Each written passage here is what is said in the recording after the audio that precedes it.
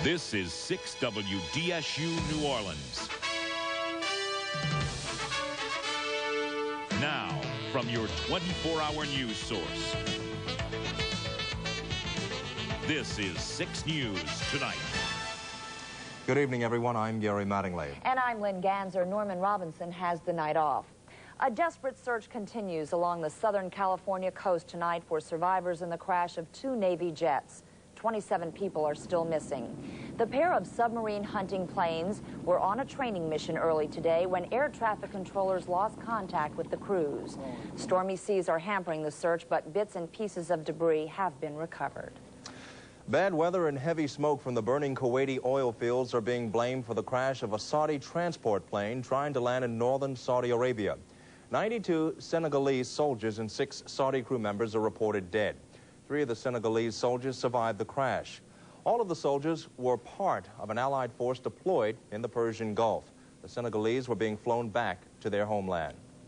Safe returns home were answered prayers for family members of nearly 100 area soldiers today. As Leslie Hill reports, the homecomings ranged from the traditional to one with a distinct New Orleans flavor.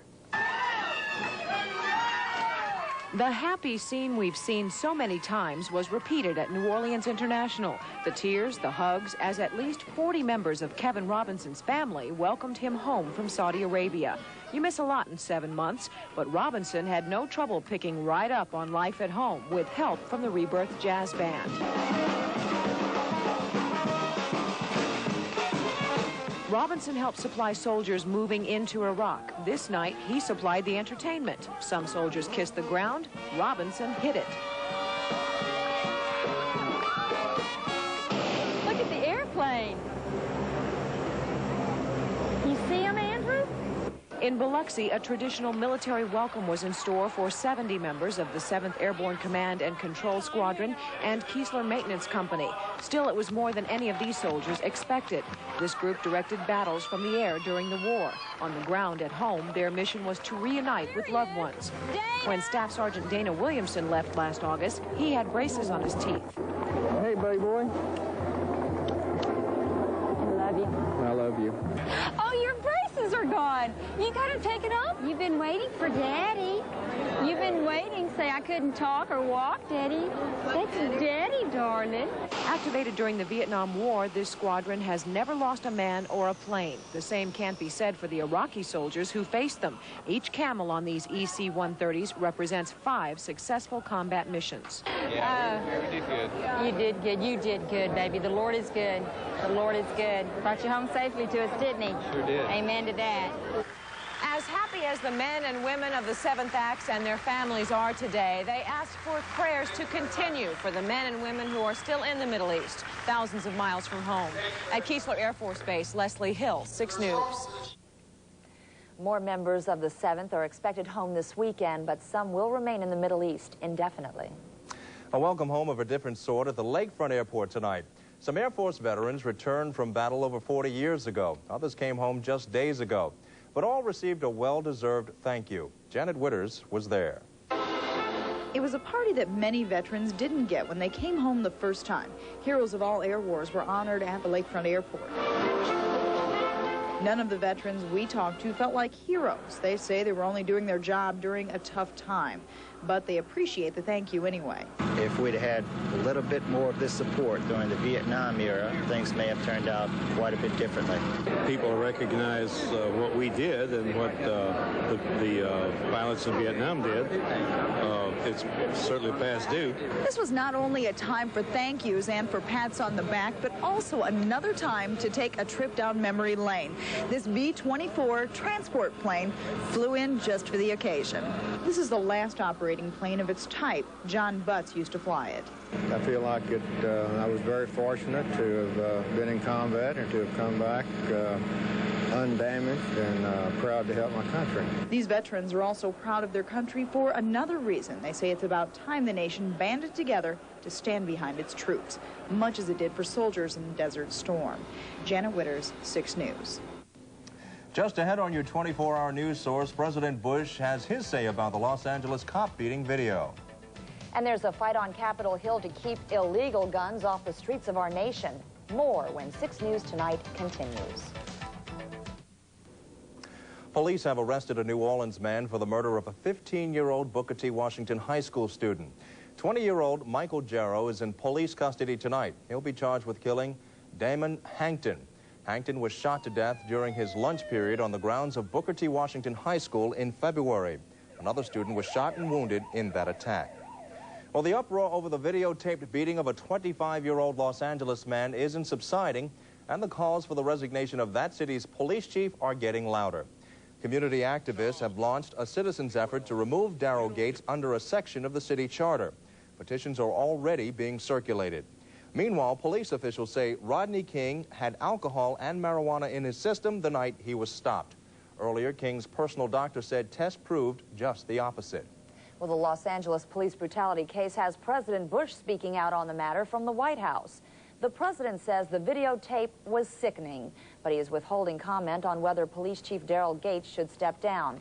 Bush says Gates is entitled to a credible hearing. However, the president vows police brutality will not be tolerated and made a personal pledge to see to it that such cases are investigated and prosecuted. The issue of gun control kept lawmakers on Capitol Hill in heated sessions today. Former White House Press Secretary James Brady told the House Crime Subcommittee that he and his wife Sarah are on a crusade to make the nation safer for, quote, our children and grandchildren, end quote. Brady, shot and crippled 10 years ago by a bullet meant for Ronald Reagan, testified today in support of a bill that would require a 7-day waiting period to buy handguns. The bill, adamantly opposed by the National Rifle Association, was defeated 2 years ago. Well, the fate of the Brady gun control measure is being closely watched here in New Orleans. Almost 90% of our city's homicides ended at the barrel of a gun. A federal mandate will help support local efforts to control the misuse of handguns. Russ Roberts has more. In the wrong hands, guns are deadly. The homicide rate in New Orleans this year is climbing at nearly a murder a day. About 85% of the homicides committed in this city are committed with handguns. And I think a waiting period for some might go a long way towards discouraging people to, you know, just indiscreetly buy weapons. Local gun shops say a waiting period is not the answer. And I don't see what this bill is going to solve. It's not going to take all the bad guns off the street and all the bad people, really. Here at Gretna Gun Works, like any dealer in this state, those who buy guns must fill out a federal registration form. Computer checks for residency and felony offenses are completed before any weapon is sold. The most common gun purchased for self-defense is the .38 caliber revolver. Now, gun dealers say what's most important about those who buy guns is that they know how to use them properly.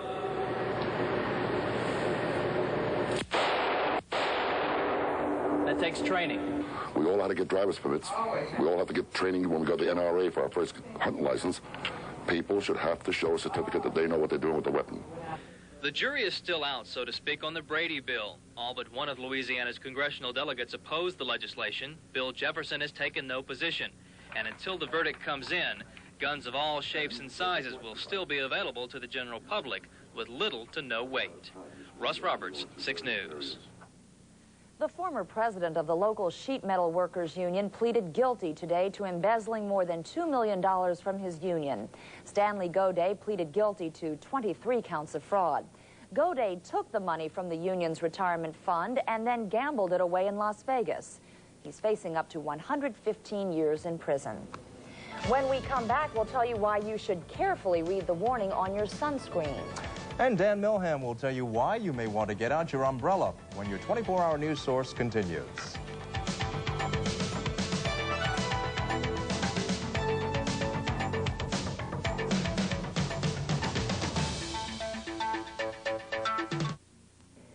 Now that the beach season is upon us, a consumer group is looking into sun safety. Before heading out for a little fun in the sun, the Consumer Federation of America is warning you to read the label on your favorite sunscreen. The group says some sunscreens may actually promote the growth of cancerous skin tumors.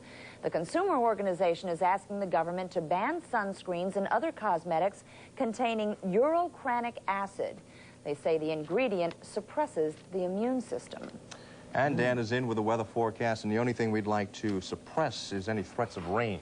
I wish we could do that. Yeah, is there anything we can put on that will keep rain away, do you think? An umbrella, well, Yeah, keep it off of you. Yeah, right. Well, you may want to have one around tomorrow. There is a chance of a thunderstorm. Oh, it doesn't look like we're in for an overall rain that'll just ruin your whole day, but you got to understand there is the chance of a thunderstorm. Take a look at the fronts as they appear this evening. Over the United States, we have several areas of thunderstorms that are occurring back here in Missouri, Oklahoma, Texas. They're stretching up into Illinois. Some very strong thunderstorms up there. And here's what they're expected to do. This weak front, basically a dry line with some cooler, drier air back in the west, and of course the warm, humid air over us, is expected to move eastward and enter Louisiana tomorrow, moving through the state tomorrow, giving us, of course, a chance of a thunderstorm in our area as the cooler, drier air bumps into and lifts the warmer, humid air.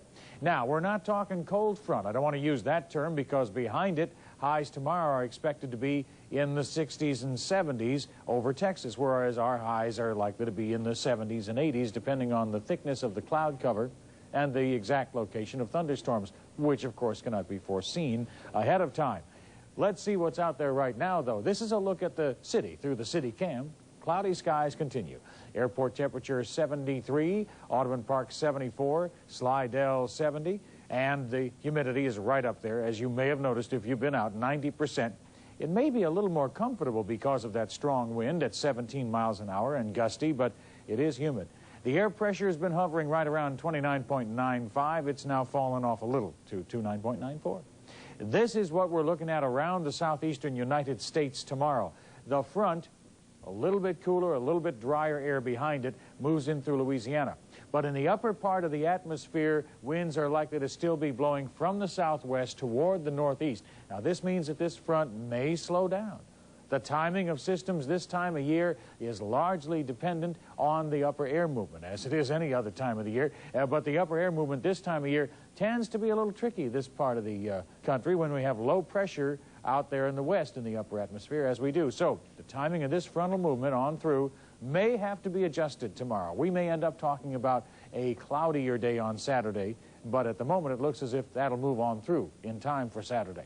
Boating doesn't look good tomorrow. As that front approaches, our winds will continue to get gusty, south 15 to 20 knots, and gusty, especially around a thunderstorm or two, which of course is possible in area waters, just as it is over area land.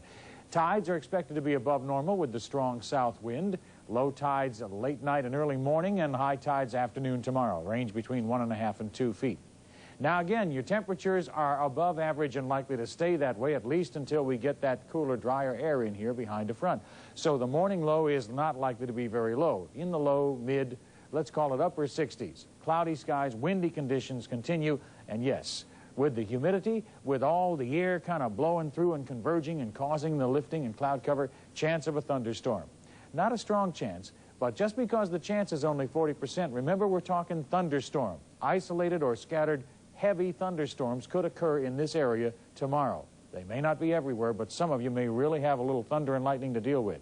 We're hoping that by Saturday we start to see the sun again. Then on Sunday, again, we expect sunny, dry weather. So if that little frontal dry line moves on through by late tomorrow night or even early Saturday, we have reason to think of at least some sunshine and dry conditions for the weekend. Well, that's hopeful. So let's cheer it on in here. All right. Thanks, Dan. You're welcome.